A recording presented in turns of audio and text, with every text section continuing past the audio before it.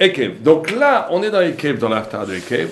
Et dans Ekev, l'Haftarah, on continue, donc on est dans la deuxième des 7 Haftarot sur la consolation. Et là, la deuxième nous parle de la prière. C'est par la prière que la consolation arrive. Alors, il faut dire 2 ou 3 mots sur la prière, c'est très fondamental, parce qu'effectivement, la tefila, la prière, c'est la clé de la rédemption. C'est la clé de la réparation, aussi bien au niveau individuel, chacun pour soi, aussi bien pour Am Israël, et aussi bien de façon cosmique. Vous savez que les kabbalistes, quand ils prient, ils ont des kavanotes, ils prient pratiquement pas pour eux. Ils ne font que des tikkunim, ce qui s'appelle des réparations, même des mondes supérieurs, des mondes qui se doivent d'être réparés pour arriver, une fois que tous les mondes supérieurs seront réparés, mais tout réparé, on va dire, à ce moment-là, c'est la rédemption universelle qui va se révéler. Donc il y a une notion de tfila. La tfila après l'étude de la Torah, a un pouvoir de médecine métaphysique. C'est-à-dire qu'elle répare les gens, elle répare le peuple, elle répare l'univers. Elle répare la révélation même de Dieu. La révélation elle-même de Dieu, le Gilouï, comment Dieu se révèle au monde, a subi des fractures, presque des drames cosmiques, métaphysiques, que le kabbaliste répare. Donc la notion de réparation est fondamentale. On va essayer de comprendre pourquoi. Vous savez qu'il y a une marloquette, une discussion dans la Gemara Brachot. Quelle est la source, dans les psukim, les sources thoraïques de l'obligation de prier? Tout d'abord, il faut savoir qu'il y a une obligation de prier.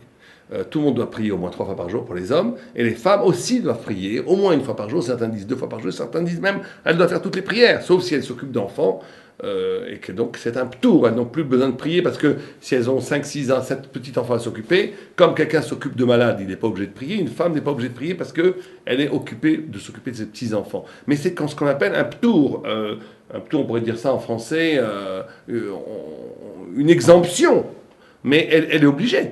Elle est obligée. C'est-à-dire que dès que les enfants ne sont pas à la maison, il faut prier. Il faut avoir l'habitude de ne pas prier. Bon. En tous les cas, la prière est quelque chose de fondamental et d'obligatoire. La Gemara, dans Brachot, elle dit quelles sont les sources? Il y a une discussion, une marloquette. Certains disent que c'est Abraham, Yitzhak, Yaakov. Abraham a fait la tefila du matin, Yitzhak c'est de l'après-midi, Yaakov c'est du soir. Abraham, Yitzhak, Yaakov. Certains disent que c'est par rapport au korbanot.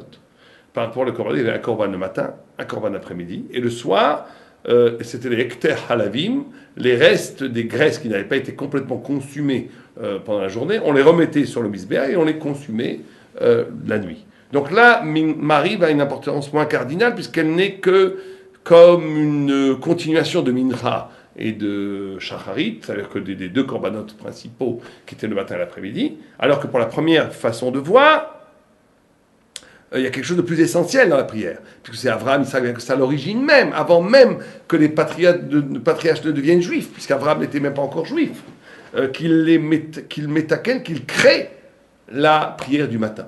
Yitzhak, celle de Mincha, et Yaakov, celle du soir. Alors que deuxième opinion qui pense que la tefila est une substitution des corbanotes, la prière serait moins ontologiquement liée à l'événement spirituel du peuple juif, puisqu'elle n'est qu'un remplacement des corbanotes, des sacrifices qu'on faisait dans le temple. Bien, on va voir.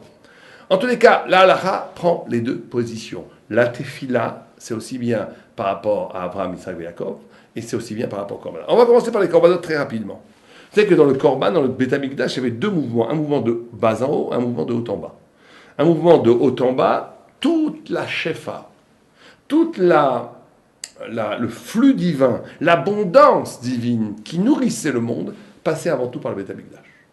Au point où la Gemara, le Talmud nous dit que si les goïms, les non-juifs, savaient combien le Beth Amikdash, le temple de Jérusalem, était bénéfique pour l'humanité entière, ils auraient installé des armées autour de Jérusalem pour protéger le temple, et que le temple soit encore debout splendide. C'est-à-dire que ceux qui ont le plus perdu de la destruction du temple, à part les juifs, c'est l'humanité entière. La Gemara dit des choses aberrantes. Elle dit que depuis la destruction du temple, le goût des fruits est fade. C'est-à-dire que c'est la vie elle-même qui s'est appauvrie. C'est la vitalité physique de l'univers qui est devenue faible. Au point où vous savez qu'il y a une chose très intéressante. Quand les conquistadors espagnols sont arrivés en Amérique du Sud, où le Zohar nous dit qu'en Amérique du Sud, comme il n'y avait pas de juifs, la destruction du temple n'a pratiquement pas eu d'affect. La destruction du temple n'a pas eu d'affect très fort sur les continents où il n'y avait pas de juifs. Donc, c'était comme un temps pré-destruction Beth Amikdash, ils sont arrivés. Or, ils témoignent tous que quand ils n'ont plus les fruits, il y en a qui sont devenus ivres. Ils sont devenus sous tellement que le goût était extraordinaire. Le goût était fabuleux. Le goût du miel rendait ivres les Indiens. Pour vous dire qu'il y avait une vitalité dans les fruits qu'on ne peut même pas imaginer aujourd'hui. Et d'ailleurs, ce qui est tout à fait intéressant, c'est depuis que l'Amérique a été colonisée par les Européens, et donc on donnait l'Amérique du Sud, le Mexique, le Brésil, et du Nord, les États-Unis, le Canada, les fruits sont fades. Aux États-Unis, aujourd'hui, ils sont même plus fades qu'en France. Donc c'est extraordinaire de voir. Bon, c'est un petit miracle qu'on n'explique pas et qu'on ne voudra jamais expliquer, que les scientifiques vous expliqueront pas, parce que c'est inexplicable. Mais nous, on sait très bien pourquoi. C'est parce que les Juifs sont arrivés dans ce pays, c'est toujours à cause des Juifs. Son père est arrivé aux États-Unis, sont arrivés en Amérique, et donc ils ont amené avec eux la bracha, la bénédiction que chaque Juif amène, mais aussi la klala, la destruction du temple, et donc l'impact de cette destruction est aussi rentré dans les terres américaines, et on fait que les fruits n'ont plus de goût, pratiquement plus de goût. Donc on parle ici d'une shefa. Le temple était une sorte de petit microcosme, où chaque travail dans le temple nourrissait l'univers. Vous aviez la montagne, vous aviez la mer, vous aviez tout. Vous aviez le minéral, on donnait de l'eau, du vin, le végétal, les ménachot, du blé, de l'orge, les animaux, on donnait des oiseaux, des bovins, des ovins, la voix des clévines. Il y avait toutes les hauteurs de l'humanité et de l'univers qui étaient représentées au temple, et c'était un capteur de la bénédiction divine qui était après répandue dans l'univers entier. Ce qui nous apprend à nous que quand on prie, il ne faut pas juste prier pour nous. Quand on prie, un des secrets de la consolation, un homme veut se consoler, un homme veut retrouver la vitalité spirituelle. Quand on dit consoler chez nous, la nechama, c'est toujours retrouver ce qui a été détruit. Retrouver la vigueur et la santé et le bonheur spirituel qui a été détruit par l'exil. L'exil, ça peut être la vie qui fait que je suis... L'exil, c'est être à côté de la vie, à côté de la vérité de la vie. Des mauvaises relations avec sa femme, c'est l'exil. Une mauvaise ambiance dans le travail, c'est l'exil.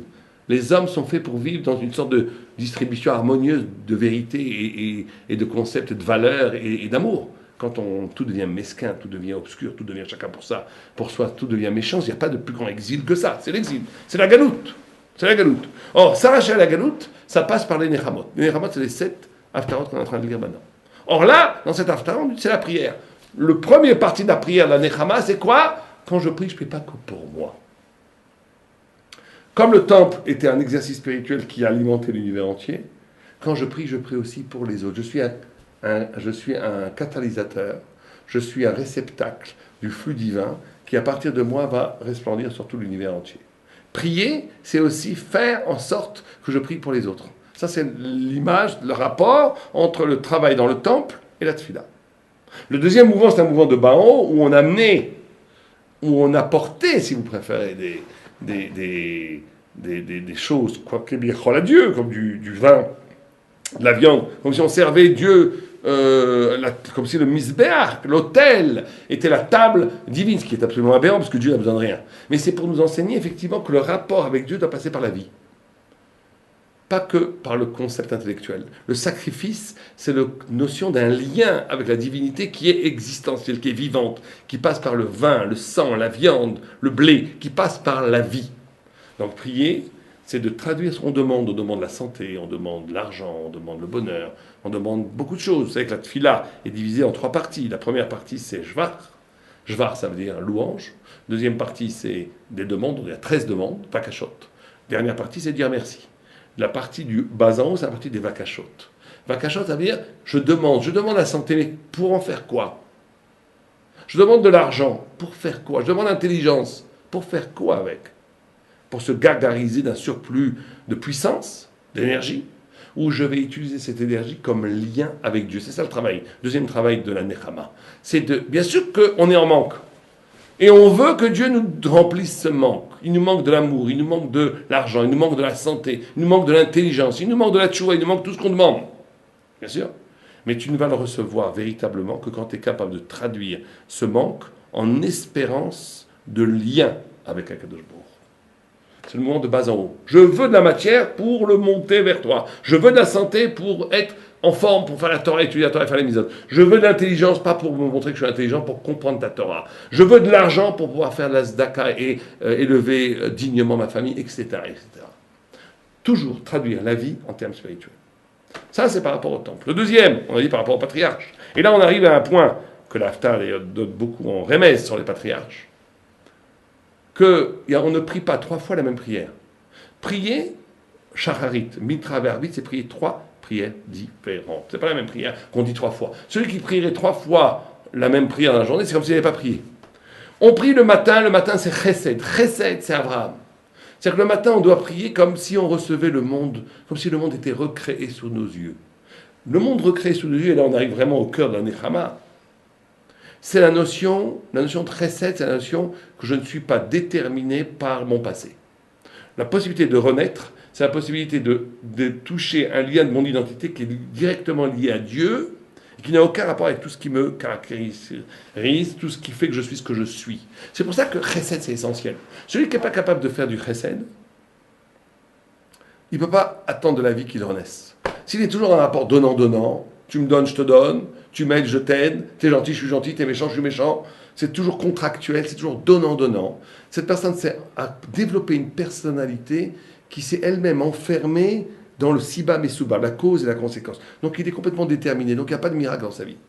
Aucun miracle dans sa vie. La possibilité de faire entrer un miracle dans sa vie, c'est chesed. Je fais des choses. Chesed, c'est quoi? C'est-à-dire qu'il n'y a pas de raison. Je le fais, je sais pas, je suis obligé de le faire. Dieu a créé le monde sans raison.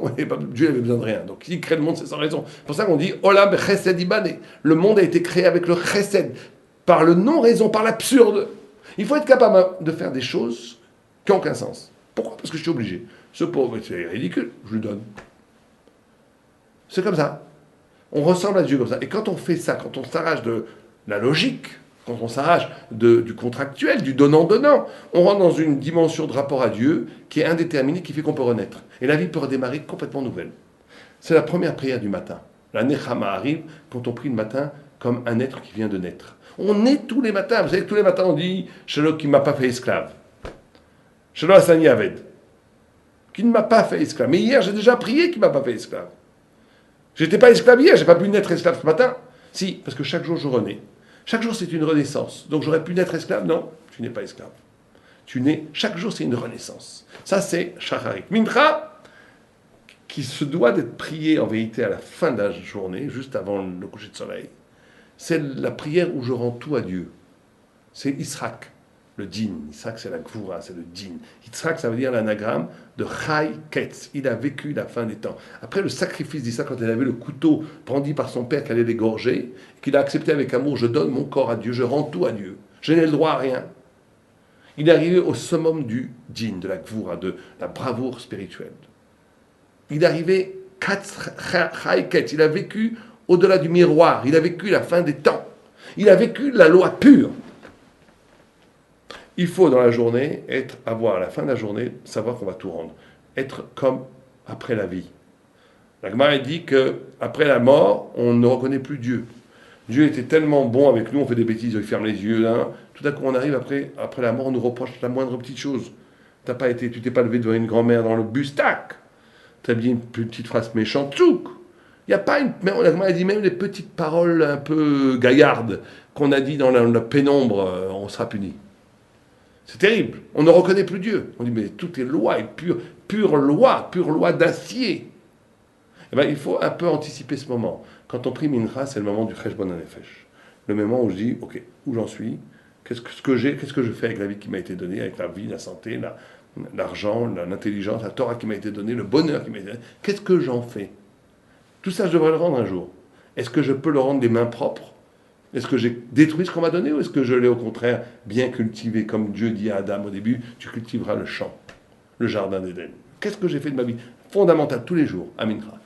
Arvit, c'est une prière extraordinaire, c'est une prière où Vaïvga Katoub Yaakov. Vaïvga, ça il s'est jeté dans Dieu. C'est la notion de prier, justement, c'est une notion, c'est pour ça que c'est peut-être un reshoot, même d'après cette vie, c'est pas obligé peut-être, parce que ça demande une hauteur spirituelle énorme. C'est la capacité de se définir à partir d'un non-lieu. La nuit, il n'y a plus rien. Il n'y a plus rien. C'est les ténèbres. Il n'y a plus de lieu. Se définir où son lieu devient Dieu lui-même.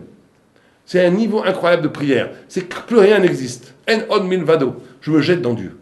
Là aussi, il faut un petit peu, chacun à son niveau, avoir une émouna. C'est ça la émouna. La émouna, c'est qu'en od milvado. Tout ce qui a l'air de s'imposer comme clé existentielle, l'argent, le pouvoir, le politique, le travail, la carrière, tout ce que vous voulez, même l'amour, le sentiment, la famille, tout ça, c'est complètement secondaire par rapport à quelque chose de fondamental, qu'il n'y a personne d'autre que lui.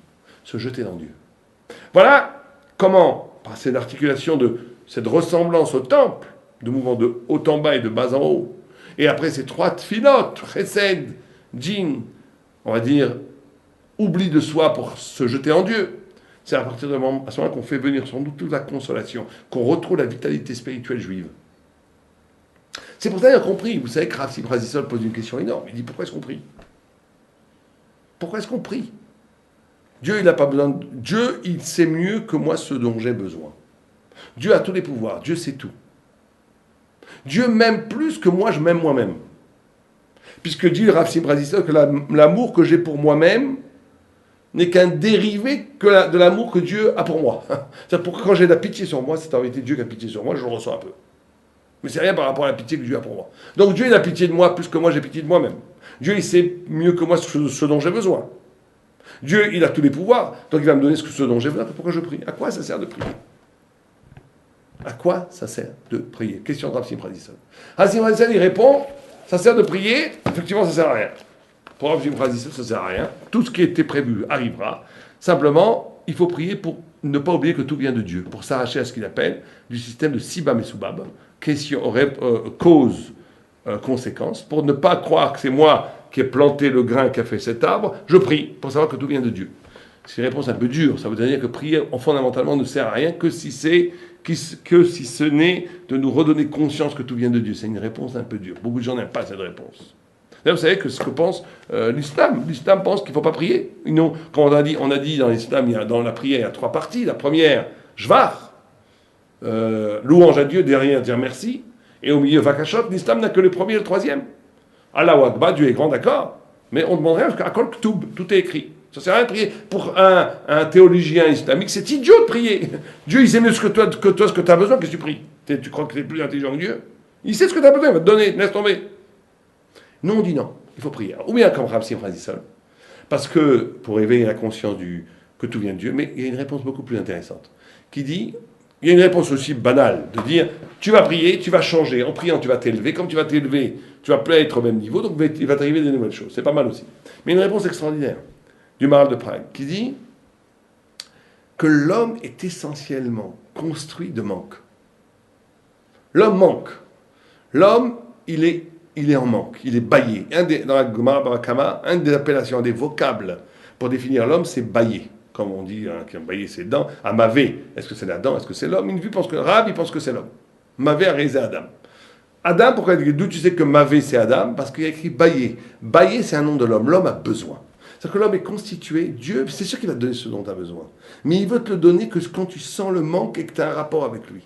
C'est-à-dire que la tfila serait la conscience du manque, qui va susciter, éveiller un dialogue avec Dieu, et qui, grâce à ce dialogue, va me combler le manque, et comme ça, de façon indéfinie. C'est-à-dire que le manque de l'homme, le fait que l'homme n'est pas parfait, comme un ange n'a plus besoin de rien, il est parfait. Ou un animal, il est ce qu'il est. Il ne doit juste, il a des besoins, il n'a pas de désir. Il a besoin de manger pour combler son manque, mais il n'a pas de désir. Il ne peut pas se dépasser, il est ce qu'il est. Un homme peut se dépasser, un homme peut être un ange, il peut être un animal, plus bas qu'un animal. Un homme n'a pas de limite. Comme il est infini, et qu'il est infini, donc il sent toujours le manque. Parce que cette infinité qui est en lui, à l'image de Dieu, n'est jamais comblée. Il lui manque toujours. Il est toujours à côté de la plaque. L'homme est toujours à côté de la plaque. Puisqu'il est infini, qu'il est toujours fini. Ça ne va pas.